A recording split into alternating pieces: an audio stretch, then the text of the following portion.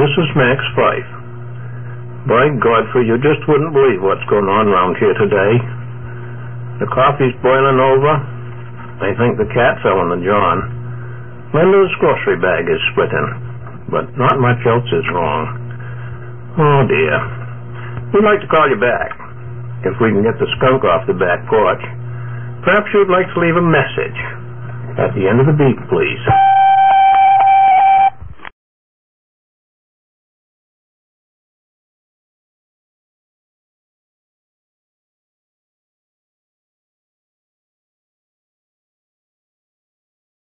Well, as far as the boom and the gaff are concerned, that's so when you're walking around in the dark at night, you'll get to see them.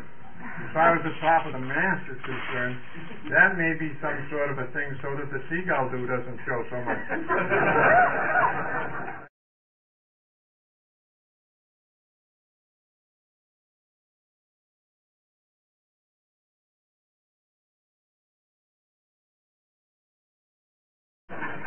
Who was it that said cruising was the world's most expensive way to get lousy accommodations?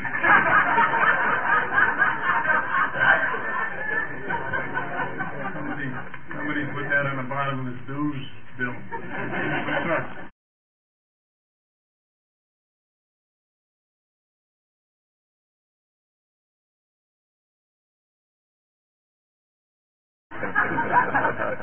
We got ours washed this spring because the mice got in them and chewed a few holes in them, and we had $250 worth of mice holes. So they washed them because the mice died after that in the sale. But anyway, it got washed this year. Ask how many people have ever had mice sandwich. How many people here have had mice sandwich in a sale? Raise your hand, Max. Thanks, Bob. Bob got me out. Where'd you have your sales stored? It was in a shed, in my own outside unheated shed. And if you remember, a year ago, this past December was very cold, and I'm sure that the cat didn't get into the shed because the door was closed. That's Maine mice? No, this is Massachusetts mice. That's right. And actually, I had Steve Sperry do the sale for me because he made it, and he said that I was the fourth or fifth person that had been in there with a mice damage sale last year. So be careful of that. Our sale at this moment is underneath the bed. In the house with that. In the house. Also suspend it with a rope, hang it on it. Not really. Well, that's the way mine is.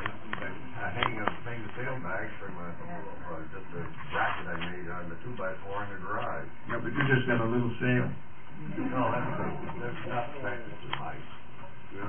So, I think perhaps a couple of mice bump traps right near the sale might deter a little level. well, we tried stuffing a cat in a bag.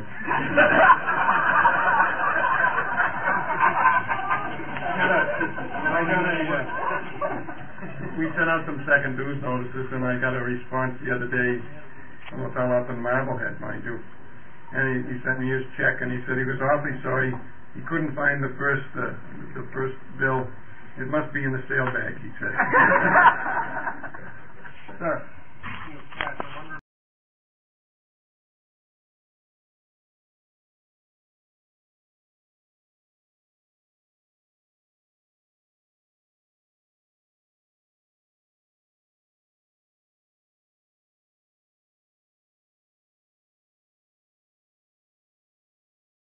You want to tell stories now?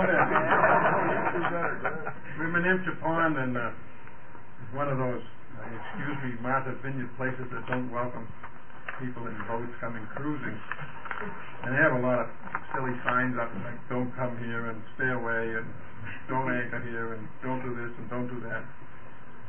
And of course, the wind was at this point was blowing out of the northeast rather briskly, 35 or so, and so we tucked in up in under the most easterly side of Hampshire Pond. You're not supposed to do that. And I had this bag over the stern, and we had a visitation from the shellfish warden. Said, "You can't anchor here." Said, "You're the harbor master, and I'm a shellfish warden." I said, "Well," they said, "this is a federally improved pond." I said, "There's a buoy channel coming in here, and we are using that as a harbor refuge, and when the weather moderates, we'll get out." He said, "Well, you guys come in here and you mess up the shellfish beds." And we said, "Well, we anchored once, and we haven't picked up the anchor yet, so nothing's been disturbed, we don't think." "Well, I get a lot of complaints because you throw your trash overboard." "Well, sir, just to make you at ease with that, I'll be sure to leave my trash in your boat tomorrow morning." That was the end of the commentary. But we should have been anchored out in the middle of pounding our brains to pieces, and we weren't. Oh, then that's right. He did ask about my net bag. He looked over at my net bag, which presumably was full of cohogs or illegal scallops or something like that. So he said, "What's in that?" And I said, "Stones." He says, "I don't believe you." I says, "Well, right here." So we gave it back. Others have had better times in there. The answer in the next pond, if weather permits, is to go to the western end, which is in the town of Gay Head. Yes. They aren't as fussy as they are on the other end, which is in the town of Chilmark. That's where one would normally go with the wind from the southwest. It's stuck down there. But this was easterly and nasty, and I was wishing I was in Tashmore. I'll hold his bed.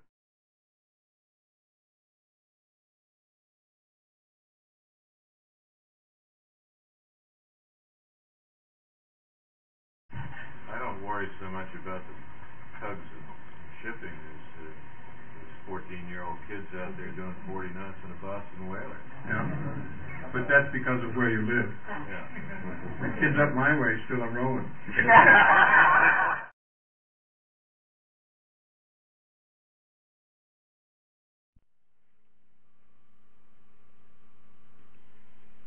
Bert and I come down to the dock about 6 o'clock in the early morning.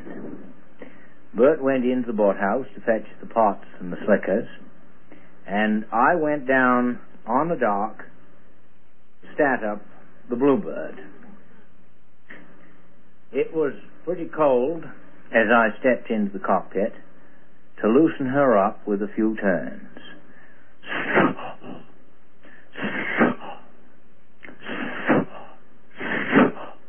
Oh, that confounded bulldog engine.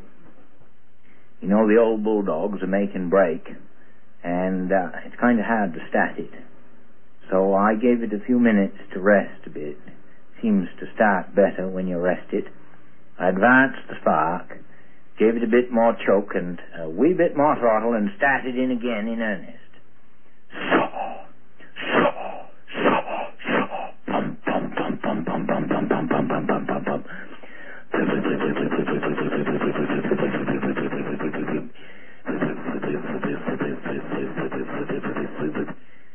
Well, sir, I got it started. Bert come down on the dock with the pots and the slickers. "Throw 'em aboard, Bert." He threw 'em aboard. "Cast off the bow, Bert."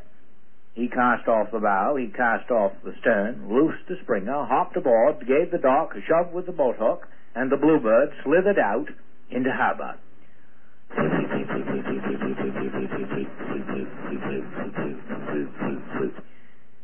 Well, so we hit nun number 2 about on schedule, when we could feel a cold breeze coming in off the ocean, laden with humdiday.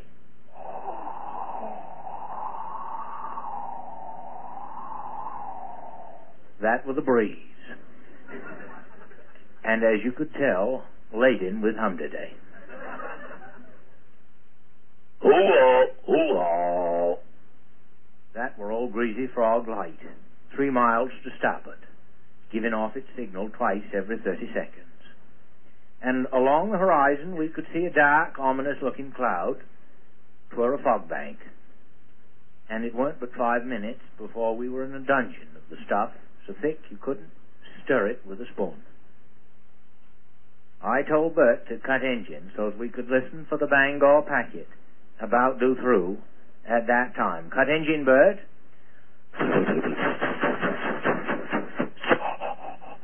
Bert cut engine.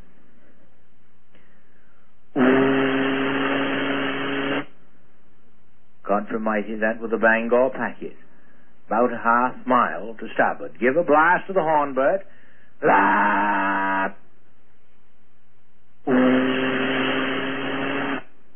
That was the Bangor packet, a quarter-mile to starboard, and bearing down at a good 10-knot clip straight for the Bluebird. Give another blast to the horn, Bert. Lap! That were a good un. But it weren't good enough.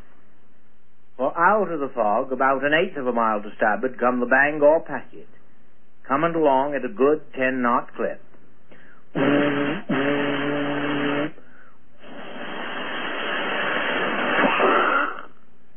The packet smuck the Bluebird about midships and drove on through her like green corn goes through the new maid. The water come up to our necks before we decided to swim for it. I dove down about a fathom or so as to avoid the two whirring propellers of the packet as she went on top.